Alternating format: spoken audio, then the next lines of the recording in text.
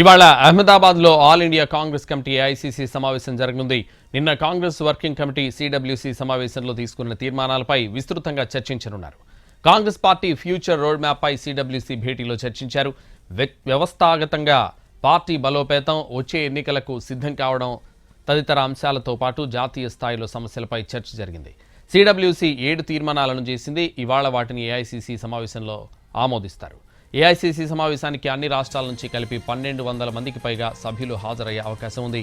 వచ్చే ఏడాది నుంచి వరుసగా జరగనున్న వివిధ రాష్ట్రాల అసెంబ్లీ ఎన్నికలకు సమాయత్తమవుతోంది కాంగ్రెస్. ఎన్నికల్లో విజయమే లక్ష్యంగా కార్యాచరణ రూపొందిస్తోంది.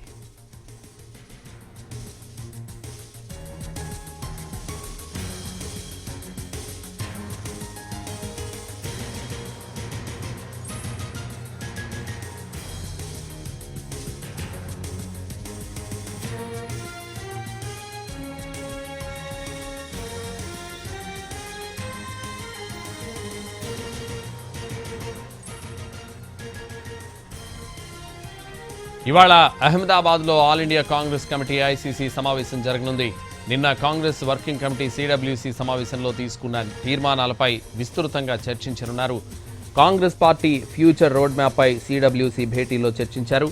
వ్యవస్థాగతంగా పార్టీ బలోపేతం, వచ్చే ఎన్నికలకు సిద్ధం కావడం తదితర అంశాలతో పాటు జాతీయ స్థాయిలో సమస్యలపై చర్చ జరిగింది.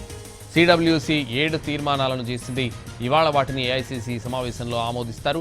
ఏఐసీసీ సమావేశానికి అన్ని రాష్ట్రాల నుంచి కలిపి 1200 మందికి పైగా సభ్యులు హాజరయ్యే అవకాశం ఉంది. వచ్చే ఏడాది నుంచి వరుసగా జరగనున్న వివిధ రాష్ట్రాల అసెంబ్లీ ఎన్నికలకు సమాయత్తమవుతోంది కాంగ్రెస్. ఎన్నికల్లో విజయమే లక్ష్యంగా కార్యాచరణ రూపొందిస్తోంది.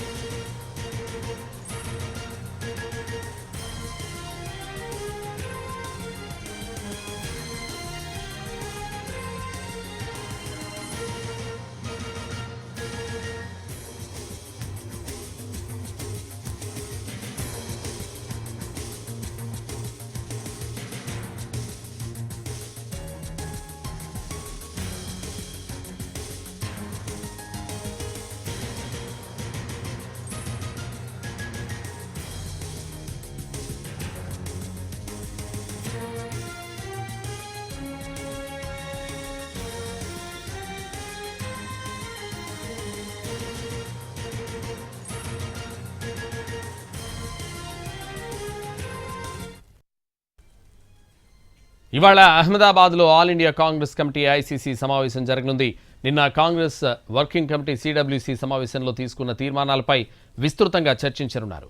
కాంగ్రెస్ పార్టీ ఫ్యూచర్ రోడ్ మ్యాప్పై సిడబ్ల్యూసీ భేటీలో చర్చించారు. ఇదే విషయానికి సంబంధించి మరింత సమాచారం మా ప్రతినిధులు ప్రసాద్ అలాగే చారి అందిస్తారు. ముందుగా ప్రసాద్.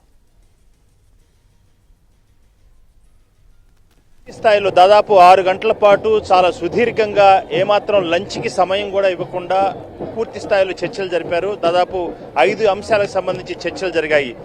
కాంగ్రెస్ పార్టీ ఇప్పుడున్నటువంటి పరిస్థితుల్లో ఏ రకంగా అనేక అంశాలపై తన యొక్క దృక్పథాన్ని ప్రజల ముందుంచాలన్న ఉద్దేశంతోనే ఈ ఏసీ సమావేశాలను ఏర్పాటు చేయడం జరిగింది. నిన్న విస్తృత స్థాయి కాంగ్రెస్ వర్కింగ్ కమిటీ సమావేశంలో అత్యంత ఉన్నత స్థాయి నిర్ణయాయక సంఘం, అది అనేకమైనటువంటి నిర్ణయాలకు సంబంధించి అత్యంత ఉన్నత స్థాయి నిర్ణయాయక సంఘం కాంగ్రెస్ వర్కింగ్ కమిటీ తీసుకున్న నిర్ణయాలను పూర్తి స్థాయిలో చర్చించి నిన్న ఆమోదించడం జరిగింది. ఆ సమావేశంలో కేవలం కాంగ్రెస్ వర్కింగ్ కమిటీ సభ్యులే కాకుండా ముఖ్యమంత్రులు, అదేవిధంగా సిఎల్పి లీడర్లు, దాంతో పాటు పిసిసి అధ్యక్షులు వీరంతా కూడా ఆ సమావేశంలో పాల్గొన్నారు. అయితే ఈ రోజు జరిగే సమావేశంలో ఏఐసీసీ సభ్యులు దేశవ్యాప్తంగా అన్ని రాష్ట్రాలకు కాంగ్రెస్ పార్టీ ఏఐసీసీ సభ్యులుగా ఉండే దాదాపు 1200 మంది పైగా ఉన్నటువంటి ఈ ఏఐసీసీ సభ్యులంతా కూడా ఈ రోజు ఈ సమావేశానికి హాజరవుతారు. ఈ సమావేశంలో నిన్న కాంగ్రెస్ వర్కింగ్ కమిటీ తీసుకున్నటువంటి నిర్ణయాలు, ఆమోదించినటువంటి తీర్మానాలను ఈ రోజు పూర్తి స్థాయిలో అందరి ముందు కూడా చర్చించి పార్టీ అత్యంత ఉన్నత స్థాయి నిర్ణాయక సంఘం ఈ రకంగా నిర్ణయాలు తీసుకుంది. దీనిపై తమకున్నటువంటి అభిప్రాయాలను తెలియచేయాలని చెప్పి కోరటం, ఆ మేరకు ఈ 5 అంశాలకు సంబంధించినటువంటి అంశాలపై చర్చ పెట్టి ఆ మేరకు ఆమోదించడం జరుగుతుంది. ఈ రకంగా ఈరోజు ఈ జరిగే సమావేశం చాలా కీలకం. ఏఐసిసి సమావేశంలో పూర్తి స్థాయిలో ఎంపీలు, అదేవిధంగా ఏఐసిసి సభ్యులతో పాటు పిసిసి అధ్యక్షులు, మాజీ ముఖ్యమంత్రులు, సిఎల్పి లీడర్లు వీరంతా కూడా ఈ సమావేశంలో పాల్గొని వీటన్నిటిపై చర్చించి తమ ఆమోదాన్ని తెలియజేసే అవకాశం ఉంది. ప్రధానంగా నిన్న ప్రారంభోపన్యాసంలో మల్లికార్జున ఖర్గే మాట్లాడుతూ సంస్థ గట్టిగా ఉంటేనే ఆ మేరకు అనేకమైనటువంటి సత్ఫలితాలను ఆశించేందుకు అవకాశం ఉంది. సంస్థే సరిగ్గా లేకపోతే ఏమాత్రం కూడా ఫలితాలను సాధించలేమన్న అంశాన్ని చాలా స్పష్టంగా తెలియజేశారు. అదేవిధంగా నిన్న చేసినటువంటి ప్రధానమైనటువంటి తీర్మానంలో సర్దార్ వల్లభాయ్ పటేల్ ఉక్కు మనిషి, ఆయన చూపించినటువంటి బాటనే కాంగ్రెస్ పార్టీ నడిచేందుకు మేమంతా కూడా సిద్ధంగా ఉన్నామన్న అంశాన్ని, ఒక తీర్మానాన్ని కూడా చాలా ప్రస్ఫుటంగా అక్కడ ఆ తీర్మానాన్ని ప్రవేశపెట్టి ఆ మేరకు చర్చించి దాన్ని ఆమోదించడం జరిగింది.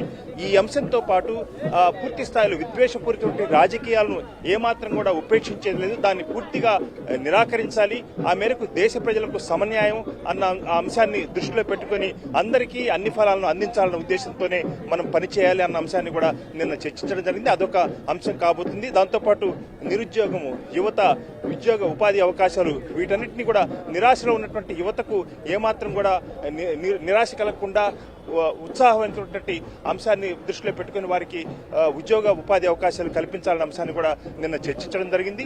దాంతోపాటు ప్రధానంగా మరొక అంశం రైతాంగం, అదేవిధంగా వ్యవసాయం ఎదుర్కొంటున్న అనేక సమస్యలు, వీటిపై కూడా చర్చించి ఆ మేరకు కనీస మద్దతు ధరపై రైతులు కోరుకుంటుంటే అనేక ఈ అంశాలను కూడా మనం దృష్టిలో పెట్టుకుని పనిచేయాల్సి ఉందన్న అంశాన్ని కూడా చర్చించడం జరిగింది.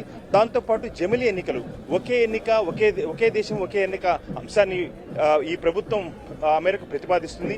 దీనిపై కాంగ్రెస్ పార్టీ అభిప్రాయం ఏ రకంగా ఉండాలన్న అంశాన్ని కూడా ఈ రోజు చర్చించి దానిపై తీర్మానం చేసే అవకాశం ఉంది. ఈ రకంగా అనేక అంశాలకు సంబంధించి ఈ రోజు ఏఐసిసి సమావేశంలో చర్చించి ఆ మేరకు ఆమోదించడం జరుగుతుంది. Right, thank you Prasad.